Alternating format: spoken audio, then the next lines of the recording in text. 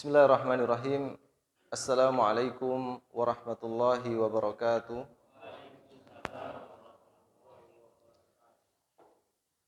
Innal hamdalillah nahmaduhu wa nasta'inuhu wa nastaghfiruh wa na'udzu billahi min shururi anfusina wa min sayyiati a'malina. Man yahdihillahu fala mudilla lahu wa man yudlil fala hadiyalah. Wa asyhadu an la ilaha illallah wahdahu la syarika lah iqraran bihi wa tauhida wa asyhadu anna Muhammadan abduhu wa rasuluhu la nabiyya wa la rasula ba'dah. Amma ba'du, ayyuhal muslimuna wal mustami'un. Alhamdulillah, segala puji bagi Allah Subhanahu wa taala yang telah memberikan kesempatan kepada kita untuk melanjutkan yaitu pembahasan dalam sebuah kitab dengan judul Tazkiyatu An-Nufus, yaitu dengan judul mensucikan nufus. Nufus artinya jiwa. Kemarin kita sudah sebutkan di dalam Al-Quran Allah Subhanahu wa taala mengingatkan kaum mukminin tentang pentingnya kita untuk memperbaiki hati kita dan membersihkan jiwa kita. Bahkan Allah Subhanahu wa taala itu sampai bersumpah 13 kali, dimulai dari wasyamsi waduhaha wal qamari idza talaha sampai akhir Allah mengatakan qad aflaha man zakkaha wa qad khaba man dassaha. Allah bersumpah sampai 13 kali, kemudian Allah menyatakan sungguh beruntung orang-orang yang mensucikan jiwanya, dan sungguh rugi orang-orang yang mengotori jiwanya. Bahkan dalam sebuah hadis yang lain Nabi SAW bersabda, inna fil jasadi mudghah idza saluhat saluhal jasadu kulluh wa idza fasadat fasadal jasadu kulluh ala wahyal qalbun. Jadi dalam diri manusia itu ada segumpal daging yang seandainya segumpal daging yang kecil ini itu baik, maka baiklah seluruh tubuhnya. Demikian juga sebaliknya, kalau segumpal daging ini tidak baik, maka perilaku dan akhlaknya itu juga tidak baik. Nah, apakah segumpal daging itu? Dia adalah hati manusia. Makanya masalah hati ini bukan masalah yang sepele. Kemarin sudah kita tunjukkan bagaimana Allah itu sampai bersumpah, dan kita ketahui kalau Allah sampai bersumpah terhadap sesuatu, ini menunjukkan sesuatu tersebut itu adalah hal yang penting. Ini nomor satu. Kemudian yang kedua, sesuatu tersebut itu adalah sesuatu yang banyak diingkari oleh orang yang diajak bicara. Allah mengajak bicara kepada manusia dan secara khusus kepada orang-orang mukmin. Jadi contohnya misalkan dalam kehidupan sehari-hari, misalkan kita berbicara kepada orang lain dalam posisi orang itu percaya kepada kita. Maka kita tidak perlu membutuhkan apa? Sumpah.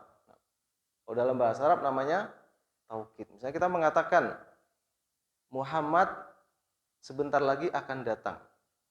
Ini dalam ilmu balaghah, ini adalah sebuah perkataan yang ketika orang yang diajak bicara adalah orang yang percaya. Tapi kalau orang yang tidak atau orang yang kita ajak bicara itu tidak percaya, maka dalam ilmu bahasa itu dibutuhkan takkid ya. Dibutuhkan sumpah dengan mengatakan demi Allah sebentar lagi Muhammad akan datang. Atau dengan mengatakan sesungguhnya Muhammad sebentar lagi akan datang. Nah, sama kasusnya di dalam hal ini. Allah Subhanahu wa taala itu mengingatkan manusia tentang masalah membersihkan hati. Ini menunjukkan hal itu adalah sesuatu yang sangat penting. Kemudian yang kedua, kebanyakan manusia ini tidak memperhatikannya. Bahkan manusia itu akan lebih condong untuk membersihkan dirinya secara zahir, membersihkan pakaiannya, kemudian membersihkan tubuhnya. Kalau wanita itu dengan apa? Make up, skincare. Nah, ada nggak skincare hati gitu? Belum ada ya. Nah, satu-satunya bisa membersihkan hati manusia itu adalah syariat Allah Subhanahu wa taala. Baik itu Al-Qur'anul Karim maupun dari lisan Nabi Muhammad sallallahu alaihi wasallam dalam hadis-hadis yang beliau sampaikan. Nah, di antara masalah hati yang paling penting dan paling pertama kali yang harus kita perhatikan ini adalah masalah keikhlasan. Kemarin kita sudah sebutkan bahwasanya keikhlasan ini adalah termasuk salah satu di antara dua syarat diterimanya amal yang kita lakukan di hadapan Allah Subhanahu wa taala. Di antara dalam surah Al-Mulk Allah mengatakan alladzi khalaqal mauta wal hayata liyabluwakum ayyukum ahsanu amalan. Allah lah zat yang telah menciptakan hidup dan mati, dan Allah akan memberikan cobaan kepada kalian siapakah di antara kalian yang ahsanu amala, yang amalannya paling baik. Allah tidak mengatakan aksaru amala. Allah tidak sekedar menginginkan amalan yang banyak, tapi Allah menginginkan amalan yang ahsan. Apa amalan yang ahsan? Itu amalan yang baik. Apa sih yang dimaksud dengan amalan yang baik? Berkata Fudail bin Iyad, ya, hiya akhlasuhu wa aswabuhu. Amalan yang terbaik itu adalah amalan yang paling ikhlas dan amalan yang paling benar. Jadi Allah itu lebih melihat kepada kualitas ketimbang kepada kuantitas. Untuk apa kita melakukan amalan yang sangat banyak tapi kualitasnya itu sangat rendah? Dan kualitas amalan itu nanti akan sangat dipengaruhi dengan keikhlasan seorang hamba di dalam melakukan amalan tersebut. Maka Fudail bin Iyad menafsirkan ayat tersebut dengan mengatakan huwa akhlasuhu wa aswabuhu. Dia adalah amalan yang paling ikhlas dan amalan yang paling benar. Kemudian manusia bertanya, "Ya Aba Ali, ma akhlasuhu wa aswabuhu?" Apa itu amalan yang paling ikhlas dan amalan yang paling benar? Beliau menjawab, "Innal amala idza kana khalisan wa lam yakun shawaban lam yuqbal, wa idza kana shawaban wa lam yakun khalisan lam yuqbal." Kata beliau, sesungguhnya amalan itu kalau ikhlas tapi dia tidak benar, cara melaksanakannya itu tidak sesuai dengan tuntunan yang diajarkan oleh Allah dan Rasul-Nya, maka amalan itu tidak akan diterima.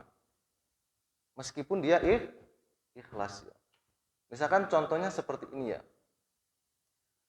Kita ingin melamar sebuah pekerjaan di perusahaan. Kita ikhlas. Betul-betul apa? Ingin masuk dan bekerja di perusahaan tersebut. Tapi kita tidak mengikuti aturan atau tata cara yang ditetapkan perusahaan ketika melamar ya. Misalkan dipersyaratkan harus pakaian seperti ini, kemudian syaratnya harus membawa ini dan itu. Kemudian kita mengajukannya ke perusahaan, kira-kira kita diterima enggak? Tidak akan diterima. Nah, seperti itu juga dalam syariat. Allah sudah tetapkan amalan itu seperti ini dan akan diterima kalau seperti ini. Kemudian beliau mengatakan, wa idza kana shawaban wa lam yakun khalisan lam yuqbal. Demikian juga kalau amalan itu benar sesuai dengan yang diajarkan dalam syariat, tapi dia tidak ikhlas karena Allah Subhanahu wa taala, maka amalan itu juga tidak akan diterima. Maka dari sini kita bisa fahami Allah Subhanahu wa taala dalam ayat tersebut menginginkan dua hal. Yaitu yang pertama, dia ikhlas karena Allah Subhanahu wa taala di dalam beramal, kemudian amalnya itu harus benar. Dan benarnya amal itu bisa dicapai dengan mutaba'atu ar-Rasul sallallahu alaihi wasallam. Yaitu dengan cara mengikuti sunnah-sunnah Nabi sallallahu alaihi wasallam. Dalam artian kita tidak akan bisa meraih ridhonya Allah di dalam benarnya amalan kecuali harus dengan ilmu. Makanya para salaf mengatakan apa? Lam yakunil mar'u taqiyan hatta yakuna aliman. Wa lam yakunil mar'u aliman hatta yakuna amilan. Jadi seseorang itu tidak akan bisa mencapai derajat takwa yang hakiki sampai dia itu alim. Alim dalam artian dia mengetahui ini perintah Allah diperintahkan dan ini larangan Allah dilarang. Akan tetapi tidak cukup sampai di situ. Tahu saja tapi tidak diamalkan itu juga tidak bermanfaat. Makanya walam yakunil mar'u aliman hatta yakuna amilan. Dan seseorang tidak dianggap dia itu mengetahui sesuatu sampai dia itu mengamalkan ilmunya. Nah, maka dari sini kita bahas kemarin pembahasan tentang masalah ikhlas ya. Kita sudah bahas yang pertama ya. Kita tahu nih, ternyata ikhlas ini adalah sesuatu yang sangat besar di sisi Allah. Bahkan itu menjadi salah satu di antara dua syarat diterimanya amal. Setelah itu kita akan bertanya, apa sih ikhlas itu? Nah, apa ikhlas, Pak? Kita kan gampang ya. Ketika ditanya, misalkan kita bersodakoh misalkan ya. Nah. Ketika ditanya, saya ikhlas kok karena Allah Subhanahu wa taala. Nah. Kemudian juga kalau kita datang ke masjid misalkan ya. Datang ke masjid, hadir ke masjid, saya ikhlas kok karena Allah Subhanahu wa taala. Berarti ikhlas itu gampang dong. Gampang atau sulit? Ikhlas itu sulit sekali ya. Bahkan ini perkara yang paling ditakutkan dan paling sulit untuk digapai oleh orang-orang yang berilmu ya. Para salaf mengatakan apa? Di antara seperti disebutkan oleh Sufyan Ats-Tsauri, beliau mengatakan ma'alatu syai'an asyadda alayya min niyati li'annaha tataqallabu alayya. Tidak ada sebuah amalan yang paling sulit untuk aku benarkan kecuali adalah masalah niat ya, niat atau hati ya. Li'annaha tataqallabu alayya. Karena hati itu berbolak-balik ya. Hari ini dia mengatakan ikhlas misalkan sedekah. Kemudian besok dia sebut-sebut sedekahnya itu di hadapan manusia, dia bangga-banggakan. Kira-kira hilang enggak pahala sedekahnya? Langsung hilang ya. Makanya ketika seseorang beramal itu dijaga amalannya sampai akhir hayatnya ya. Bukan sekedar ketika beramal, tapi dijaga sampai dia wafatnya. Karena bisa jadi di tengah-tengah kehidupannya dia akan merusak amalannya. Nah, kata para ulama kemarin, apa sih ikhlas itu? Kok bisa sampai perkara ini sangat penting? Para ulama mengatakan huwa tajridu qasdit taqarrubi ilallahi azza wa jalla an jami'is syawaib. Di antara definisi ikhlas kemarin sudah kita sebutkan adalah memurnikan niat untuk betul-betul mendekatkan diri kepada Allah Subhanahu wa taala. Ada juga yang mengatakan ikhlas itu adalah ifradullahi azza wa jalla bil qasdi fit ta'at. Itu menjadikan Allah itu satu-satunya di dalam tujuannya dalam melaksanakan ketaatan. Ada juga yang mengatakan ikhlas itu adalah nisyanu ru'yatil khalqi bidawamin nadhari ilal khaliqi. Dia melupakan pandangan manusia dan terus konsisten untuk melihat pandangan Allah saja. Jadi dalam beramalan dia nggak peduli lagi tentang pandangan manusia. Karena kalau kita mengikuti keinginan manusia, bisa nggak kita menjadikan manusia semuanya itu ridho kepada kita? Nggak mungkin ya. Siapa manusia terbaik di atas permukaan bumi? Rasulullah Shallallahu Alaihi Wasallam. Apakah semua manusia ridho kepada Rasul? Tidak ya. Bahkan Rasul itu sempat apa? Dilempari batu sampai berdarah dan lain sebagainya. Ini menunjukkan sifat manusia itu tidak akan bisa ridho kepada manusia yang lain. Bahkan Imam Syafi'i sampai menulis sebuah syair ya, atau sebuah perkataan yang sangat bagus ya. Apa kata Imam Syafi'i? Apa? Yang hafal?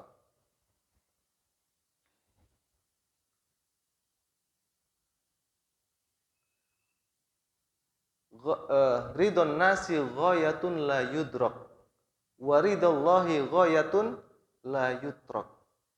Ridho manusia adalah ghayah, adalah tujuan la yudrak, tidak akan pernah bisa dicapai.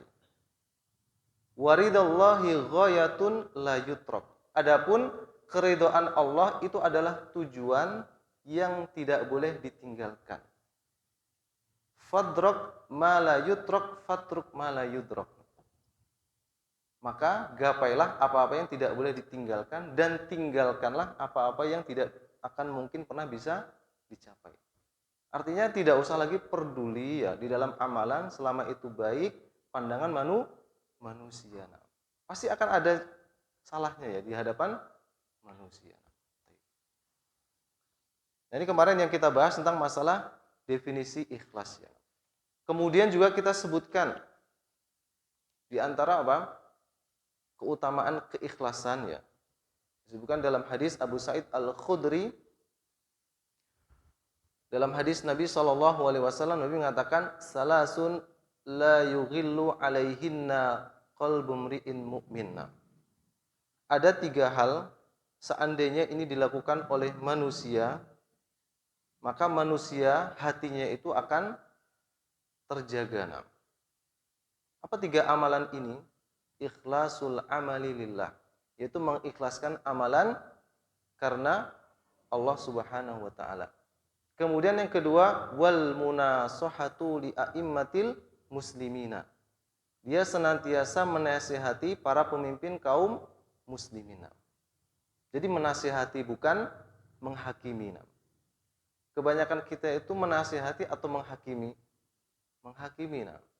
Kalau menasihati itu menginginkan kebaikan kepada orang yang diajak bicara atau orang yang diajak atau orang yang dinasihati. Tapi kalau menghakimi itu hanya menyalah-nyalahkan saja. Bahkan menampakkan aibnya di hadapan manusia yang lain. Kemudian yang ketiga, waluzumu jama'atihim, dan senantiasa melazimi atau senantiasa berada pada jamaahnya. Maka barang siapa yang melakukan 3 hal ini, senantiasa ikhlas, kemudian senantiasa menasihati para pemimpin kaum muslimin, kemudian senantiasa bersama jamaahnya, maka hatinya akan dijaga oleh Allah Subhanahu wa taala dari sifat khianat, kemudian dari sifat-sifat yang jelek. Ini sebenarnya dalam hadis Abu Sa'id Al-Khudri radhiyallahu taala anhu.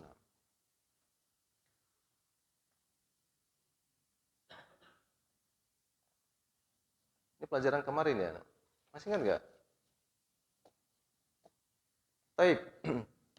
Kemudian yang berikutnya, di antara beberapa perkataan para salafus soleh ya, menyebutkan tentang keutamaan ikhlas ya.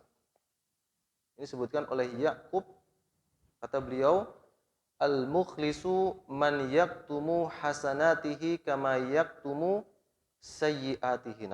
Orang yang ikhlas itu adalah orang yang menyembunyikan kebaikannya sebagaimana ia menyembunyikan keburukannya. Jadi orang yang ikhlas itu senantiasa menutupi kebaikannya seperti dia menutupi keburukannya. Kalau keburukan itu kira-kira boleh nggak kita sebar-sebarkan kepada orang lain? Misalkan dia melakukan kemaksiatan ya kan, kemudian dia curhat ke temannya, oh saya itu gini loh, saya itu gitu semalam ini saya itu minum khamr sampai mabuk ya wal iyadzubillah. Boleh nggak seperti itu? Kadang kan kita curhat ya kan, kamu jangan seperti saya dulu itu seperti ini, saya dulu itu mencuri, saya itu dulu apa, mabuk-mabukan, kamu jangan seperti saya. Boleh nggak gitu? Tidak ya. Jadi kebaikan itu disembunyikan, keburukan juga disembunyikan.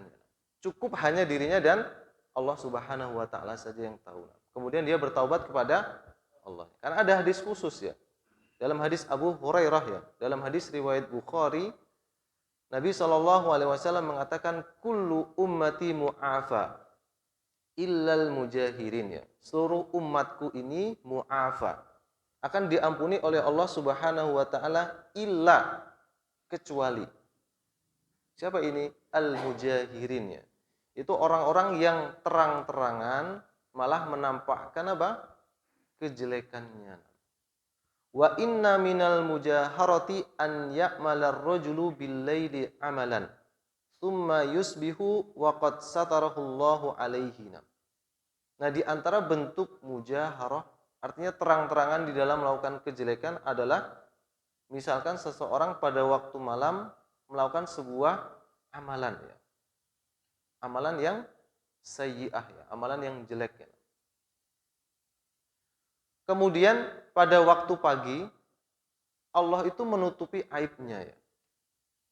Karena seandainya satu maksiat yang dilakukan oleh manusia itu langsung ada dampaknya secara zahir misalkan ya. Misalkan ada baunya yang tidak enak ya. Kira-kira manusia itu akan sangat bau atau enggak? Sangat ya. Nah. Makanya Allah itu di antara rahmatnya Allah ya, kepada manusia ya, terkhusus kepada orang-orang mukmin sampai-sampai ketika mereka itu melakukan kemaksiatan Allah itu menutupinya. Maka dalam hadis tersebut dikatakan waqad satarahullahu alaihi dan Allah akan menutupinya, ditutupin. Nah. Kita yakin ya, kita pada waktu malam hari itu adalah tempat-tempatnya atau waktu-waktu orang itu akan melakukan kejelekan ya. Di hadapan manusia iya, dia terlihat orang yang bertakwa. Tapi ketika manusia enggak ada, dia akan banyak melakukan kemaksiatan. Allah menutupnya seperti itu ya. Fayaqulu, kemudian justru orang itu mengatakan, ya fulan, amiltul barihata kada wa kada ya. Wahai fulan, dia ceritakan kepada orang lain. Semalam itu saya melakukan amalan ini, itu, dan lain sebagainya. Malah dia ceritakan ya. Wa qad bata yasturuhu rabbuhu wa yusbihu yukshifu satrallahi. Pada waktu malam Allah menutupnya, kemudian pada waktu pagi justru dia membongkarnya kepada manusia. Makanya harus dia lakukan apa? Tetap kejelekan itu dia tutupi untuk dirinya sendiri dan dia memperbaikinya ya. Kira-kira mungkin nggak manusia hidup itu tanpa kesalahan? Tidak mungkin ya. Bahkan Nabi mengatakan apa? Kullu bani Adam khotta'un wa khairul khotta'ina at-tawwabun. Seluruh bani Adam itu khotta'un ya. Khotta'un itu bukan hanya melakukan satu atau dua kesalahan, tapi banyak kesalahan ya. Nah, itu menggunakan apa? Sighah mubalaghah namanya ya. Itu sebuah ungkapan yang menunjukkan kalimat sangat ya. Jadi nggak mungkin ya manusia itu tidak melakukan kesalahan sama sekali ya. Pasti dia akan melakukan kesalahan. Nah, apa yang harus dia lakukan ketika dia melakukan kesalahan? Jangan terus-menerus di dalam kesalahan tersebut, tapi dia segera kembali dan memperbaikinya. Kemudian para ulama yang lain menyebutkan tentang hakikat ikhlas, mengatakan al-ikhlasu faqdu ru'yatil ikhlas. Jadi ikhlas itu adalah apa? Hilangnya pikiran bahwasanya dia itu ikhlas. Jadi ikhlas itu hilangnya pikiran bahwasanya dia itu ikhlas. Apa maksudnya ya? Jadi kalau dia beramalan, dia itu tidak menganggap dirinya itu ikhlas. Jadi dia beramalan ini sesuai dengan sunnah Nabi. Sudah, dia lakukan. Kemudian dia tidak merasa dirinya itu lebih dari orang lain. Apalagi dia merasa dirinya saya itu sudah sangat ikhlas 100% ya. Tidak. Fa inna man syahada fi ikhlasihi al-ikhlasa faqad ihtaja ikhlasuhu ila ikhlasin. Kata beliau, barang siapa yang melihat di dalam keikhlasannya itu dia sudah ikhlas, faqad ihtaja ikhlasuhu ila ikhlasin. Maka sungguh keikhlasannya itu membutuhkan keikhlasan lagi. Jadi barang siapa yang melihat dirinya itu, wah saya itu sudah ikhlas ya kan. Insya Allah saya sudah aman lah. Saya sudah sedekah sekian banyaknya dan semuanya itu ikhlas. Insya Allah saya akan masuk ke dalam surganya Allah. Tidak seperti itu keikhlasannya.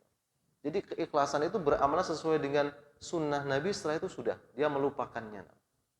Itu kalau kebaikan itu seperti itu. Jadi kebaikan dilakukan sudah dilupakan. Tapi kalau kejelekan dilakukan jangan dilupakan ya.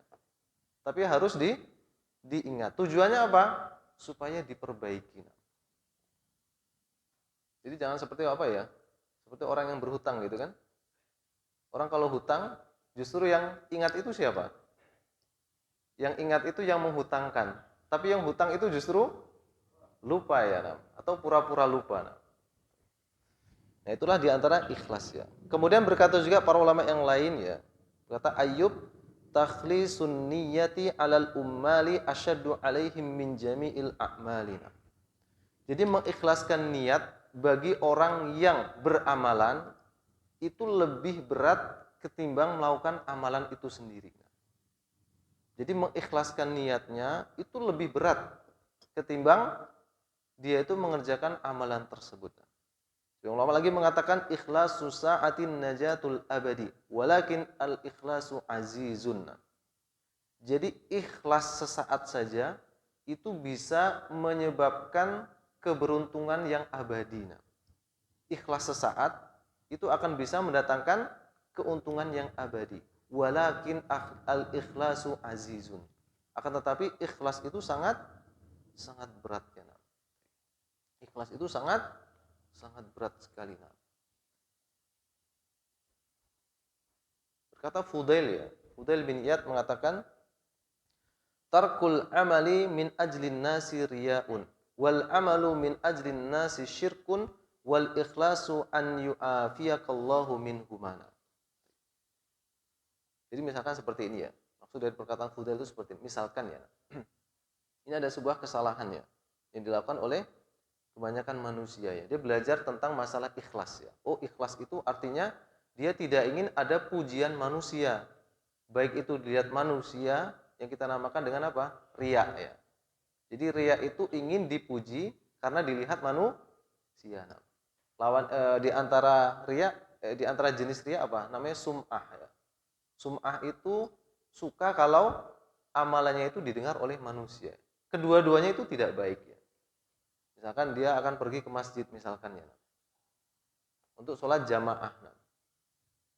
Nah dia khawatir ini. Ketika dia pergi ke masjid, nanti ketahuan temannya, aduh saya takut riya nih kan. Pergi sholat jamaah. Saya takut riya. Kemudian akhirnya dia sholat di rumahnya, sholat sendirian, meninggalkan sholat jamaah. Kira-kira hal seperti ini benar tidak? Tapi kan dia benar kan, dia takut dari sifat riya kan? Betul nggak? Salah ya. Maka Fudail bin Iyad mengatakan apa? Tarkul amali min ajlin nasi riya. Justru meninggalkan amalan karena manusia itulah riya. Kita meninggalkan amalan gara-gara takut diomongnya apa? Orang itulah justru riya. Ketika amalan ini yang sifatnya adalah syiar Islam ya, yang tidak mungkin bisa ditutup-tutupi. Seperti orang pergi ke masjid, kalau kita semuanya sembunyi-sembunyi, kira-kira itu termasuk syiar Islam enggak? Tidak ya. Maksudnya kalau kita berjalan menuju masjid itu akan menjadi contoh ya bagi orang lain ya. Akan menjadi contoh bagi anak-anak muda, akan menjadi contoh bagi anak-anak kecil untuk ikut ke masjid. Jadi amalan yang sifatnya syiar ya, sifatnya adalah dengan cara disebarkan, itu sudah kita lakukan saja secara terang-terangan. Adapun amalan-amalan yang sifatnya sunnah itu sebisa mungkin untuk kita sembunyikan dari hadapan manusia. Faqad bainana wa bainallah. Cukup hanya kita dan Allah Subhanahu wa taala saja yang tahu ya. Bahkan kalau bisa orang terdekat kita pun itu tidak tahu ya. Di antaranya siapa? Istri kita gitu kan. Makanya kalau kita bekerja ya misalkan ya, dan kita memiliki penghasilan, apa yang kita lakukan? Kita kasih semuanya kepada istri atau sebagian kita simpan? Apa biasanya yang kita lakukan? Semuanya dikasihkan ke istri gitu ya. Sebagian silakan kita simpan. Kenapa seperti itu? Bukannya kita pelit, bukan. Kadang kita itu ingin melakukan amalan di antaranya sedekah ya. Sedekah dengan cara sembunyi-sembunyi dan tidak diketahui sedikitpun oleh orang lain, termasuk orang terdekat kita, yaitu istri kita. Dan para salaf itu di antara yang sering mereka lakukan itu seperti itu. Kadang-kadang ditampakkan di keluarganya dia itu sedang dalam keadaan tidak puasa, membawa bekal makanan. Ternyata setelah sampai di jalan bekal makanan itu diberikan kepada orang lain, dia berpuasa, sampai keluarga itu tidak tahu ya. Wal amalu min ajlin nasi syirkun. Jadi meninggalkan amalan karena manusia itu justru riya. Dan kalau dia beramalan karena manusia, artinya motivasinya adalah pujian manusia, itulah kesyirikan.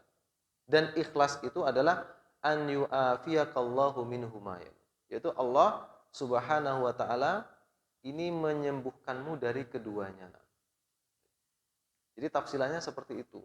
Jadi kalau amalan yang memang itu butuh terang-terangan kita lakukan, ya kita lakukan secara terang-terangan.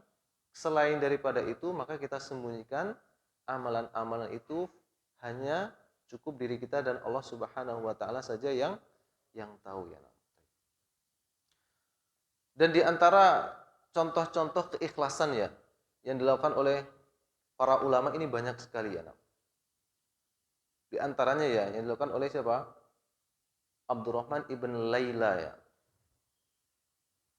Di sini kata para ulama, yusolli fi baitihi idza sya'ara bi ahadin qata'a salatan nafilati wa nama ala firashihi. Jadi kebiasaan dia itu ketika di rumahnya dia membaca apa? Dia melakukan sholat sunnah. Tapi kalau ada seseorang yang datang ya, maka dia apa? Pura-pura untuk tidur ya. Karena ini amalan sunnah ya. Boleh nggak orang menyembunyikan amalan sunnah seperti ini? Boleh-boleh saja. Jadi dia tuh terbiasa sholat sunnah itu sendirian. Tidak ingin dilihat oleh manusia. Ka'annahu na'imun. Seakan-akan dia tidur. Fayadkhulu alaihi dakhil. Ketika ada orang yang masuk wa yaqulu hadza la yaftarru minan naum. Ghalibu waqtihi ala firashihi na'imun. Sampai orang itu menyangka orang ini terus-terusan apa? Tidur. Artinya seperti orang biasa saja. Nah, para salaf itu suka hal-hal yang seperti itu. Kalau kita kan tidak ya. Justru kita itu akan membuat apa? Drama. Kita tidak melakukan hal itu, tapi seakan-akan kita melakukan hal itu. Maka hilanglah keikhlasan seseorang di dalam hatinya. Kemudian juga di antara contoh yang lain ya. Di antara contoh yang lain di antara dilakukan oleh Ali ibn Husain ya. Ali anaknya Husain bin Ali.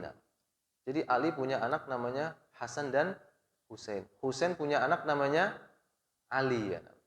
Jadi orang Arab itu sering menamai anak mereka dengan nama ayah mereka ya. Nah, Ali bin Husain yang terkenal sebagai Zainul Abidin ya. Itu hiasannya para ahli ibadah. Dia adalah orang yang cerdas, orang yang berilmu dan orang yang bertakwa. Kata para ulama, yahmilu as-sadaqati wat ta'ama lailan 'ala dhahrihi wa yusilu dzalika ila buyutil aramini wal fuqara'i fil Madinah. Di antara kebiasaan Zainul Abidin Ali bin Husain ini, dia membawa sedekah dan makanan pada waktu malam hari 'ala dhahrihi, di atas punggungnya. Kemudian dia memberikan itu kepada rumah-rumah orang-orang atau wanita-wanita yang tidak memiliki suami atau wanita-wanita janda ya. Wal fuqara dan orang-orang fakir yang ada di Madinah. Wala ya'lamuna min wad'iha man wada'aha wa kana la yasta'inu bi khadimin wala 'abdin wala ghairihi. Apa yang dilakukan oleh Ali bin Husain ini tidak diketahui oleh siapapun. Kenapa? Karena ketika dia melakukan hal itu, dia tidak dibantu oleh pembantu. Tidak juga dibantu oleh seorang budak dan tidak ditolong oleh siapapun. Dia sendirian pada waktu malam hari. Wa baqiya kadzalika sanawatin tawilah. Dan terus seperti itu yang dia lakukan sampai beberapa tahun yang lama. Kalau sekali dua kali, iya, mungkin semua orang bisa. Kita lagi ada motivasi untuk sedekah. Iya, kita lakukan sedekah 1 kali, 2 kali, 3 kali. Nanti lama-lama apa? Biasanya kita futur ya kan. Tapi kalau Ali bin Husain ini tidak, terus-menerus seperti itu. Sanawat tawilah. Wa makana al-fuqara wal aramilu ya'lamuna kaifa ja'ahum hadzal ta'am. Orang-orang yang tadi diberikan makanan itu mereka tidak tahu dari mana datangnya makanan ini. Tahu-tahu mereka buka pintu, di depannya ada bahan makanan. Mereka nggak tahu sama sekali. Baik. Falamma mata wajadu ala dhahrihi atharan minas sawadi fa'alimu anna dzalika sababun ma kana yahmiluhu ala dhahrihi. Faman qata'at shadaqatus sirri fil madinati hatta mata Zainul Abidin. Nah, hal ini diketahui kapan? Ketika Ali bin Husain ini meninggal. Jadi ketika dia meninggal, kemudian dia dimandikan, ternyata ada bekas hitam di punggungnya. Kemudian keluarganya heran, ini bekas hitam, bekas apa? Kemudian berselang beberapa waktu, bertepatan dengan meninggalnya Ali bin Husain, terputuslah sedekah yang sifatnya sembunyi-sembunyi yang terjadi di masyarakat Madinah. Dari situ mereka tahu, ternyata yang melakukan ini semuanya adalah Ali bin Husain.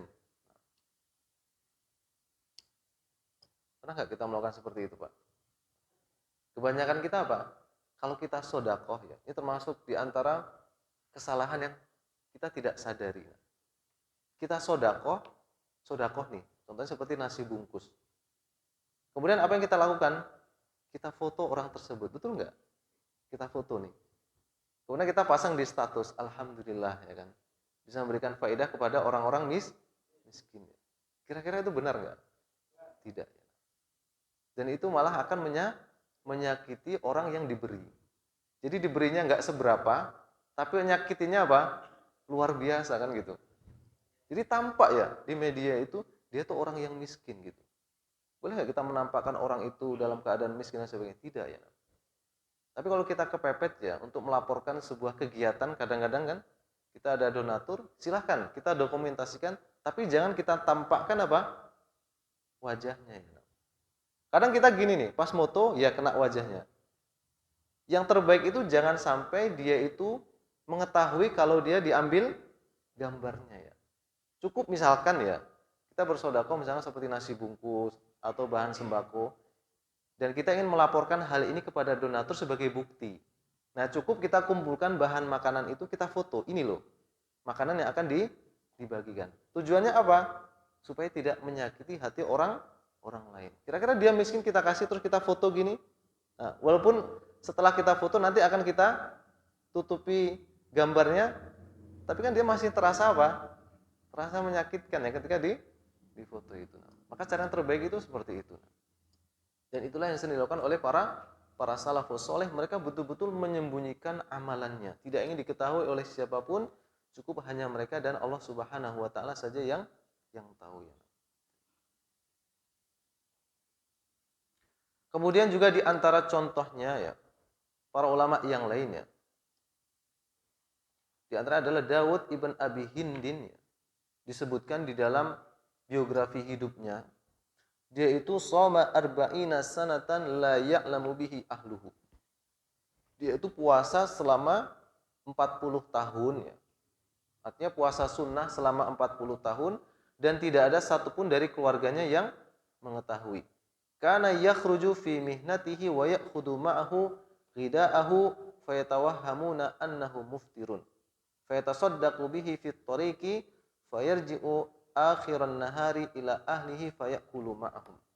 Jadi kebiasaan dia ketika dia keluar menuju aktivitasnya, pekerjaannya, dia membawa bekal makanan. Dan keluarganya itu menyangka apa? Dia itu nggak puasa. Kemudian setelah sampai di jalan dia sodakokan makanan tersebut dan dia kembali di akhir siang, artinya pada waktu sore hari, dan dia ikut makan bersama keluarganya itu berbuka puasa. Jadi para salaf itu selalu apa? Selalu mereka itu berupaya untuk memiliki sebuah amalan itu sampai-sampai orang terdekat itu apa? Tidak mengetahuinya. Kemudian para ulama yang lain mengatakan di antaranya Muwarraq al-Ajali, dia mengatakan ma uhibbu an ya'rifuni bi ta'atihi ghairahuna. Saya tidak suka ya ada seorang yang mengetahuiku dengan ketaatanku kepada Allah kecuali hanya Allah saja. Dia tidak ingin ya ada orang yang mengetahui ketaatannya kecuali hanya Allah Subhanahu wa taala saja. Bahkan Imam Asy-Syafi'i yang kita kenal dengan keilmuannya dan kezuhudannya dan kewaraannya itu sampai-sampai itu beliau memiliki tulisan yang sangat banyak ya. Akan tapi tulisan yang banyak itu tidak menjadikan beliau itu ingin ya menjadi orang yang terkenal di hadapan makhluk ya. Bahkan beliau mengatakan apa? Wadattu annan nasa ta'allamu hadzal ilma ala an la yansiba ilayya minhu syai'un. Alla yunsaba ilayya minhu syai'un. Saya itu sangat ingin ya manusia itu belajar ilmu ini. Jadi sebuah ilmu yang ditulis oleh Al-Imam Asy-Syafi'i, akan tetapi jangan sampai ilmu ini dinisbahkan kepada saya. Apa maksudnya? Supaya biarlah manusia itu belajar ilmu ini dan mereka itu nggak usah mengelulukan siapa? Saya ini sebagai penulisnya. tapi muridnya tetap menuliskan hal itu sebagai amanah ilmiah. Karena kalau kita tidak mengetahui dari mana ilmu ini, maka kita akan khawatir ya. Takutnya ilmu ini berasal bukan dari ulamanya kaum muslimin. Tapi Imam Syafi'i itu berharap seperti itu. Dia menulis sesuatu, sebuah ilmu, kemudian ilmu itu bermanfaat tanpa harus dinisbahkan ilmu ini kepadanya. Kenapa kok bisa seperti itu? Karena beliau khawatir ya tentang sifat apa? Tentang sifat riya dan lain sebagainya. Karena itu akan mengotori hati manusia.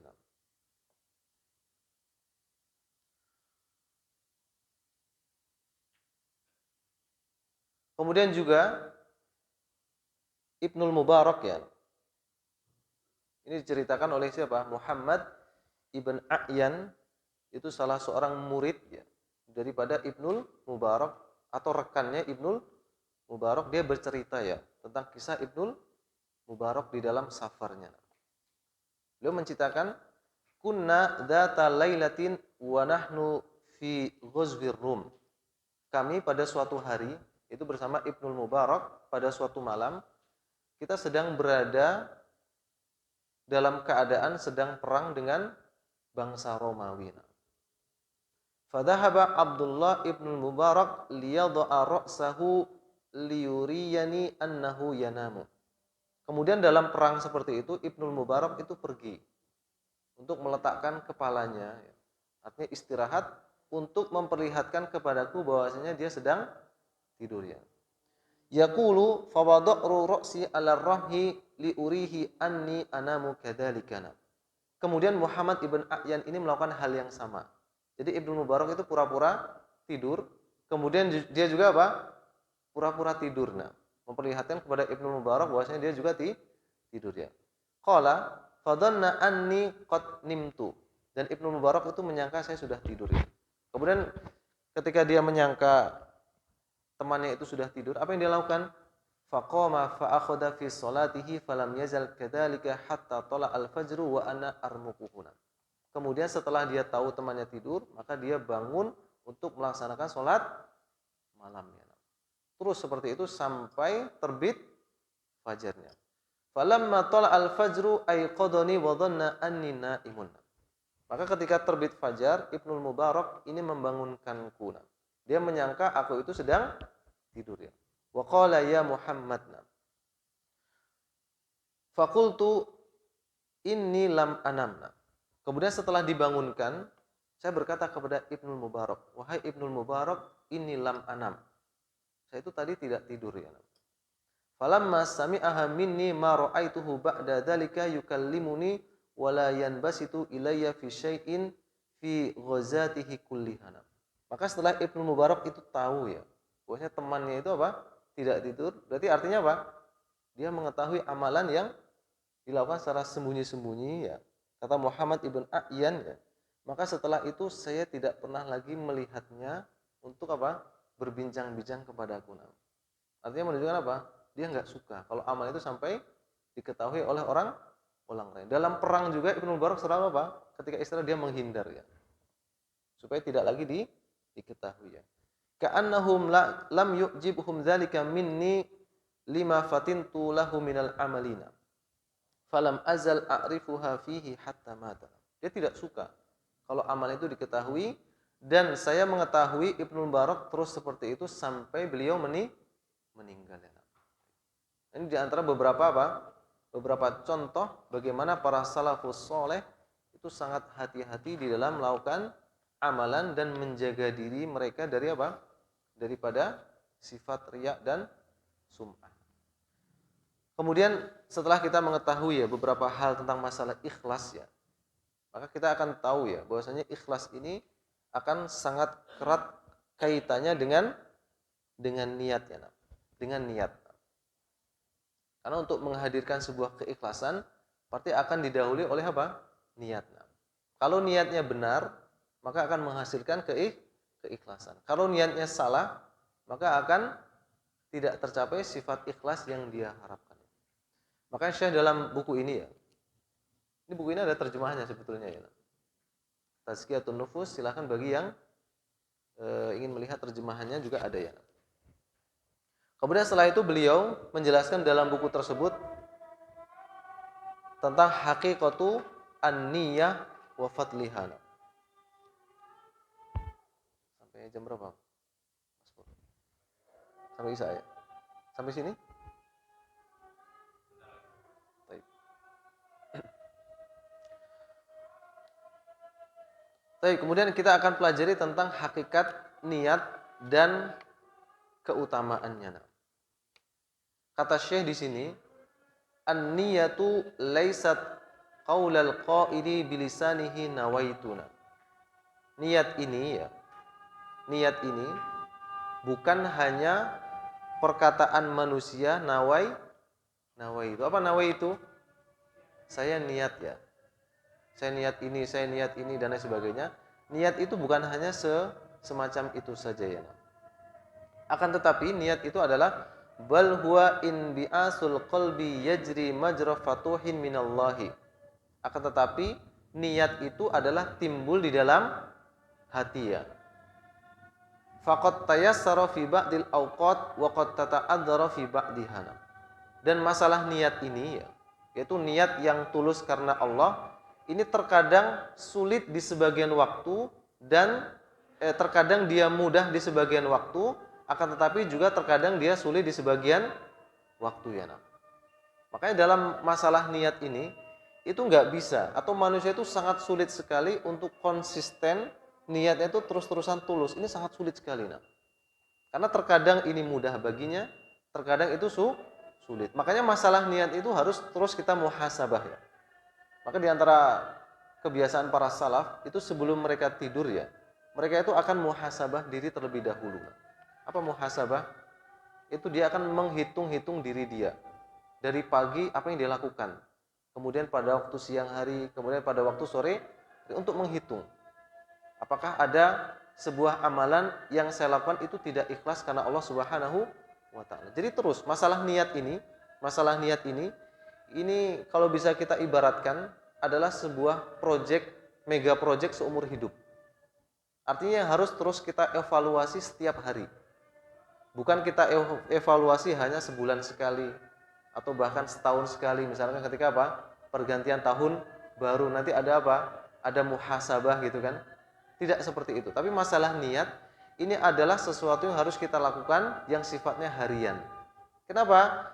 Karena kata saya di sini faqad tatayassara fi ba'dil awqat wa qad tata'adzara fi ba'diha.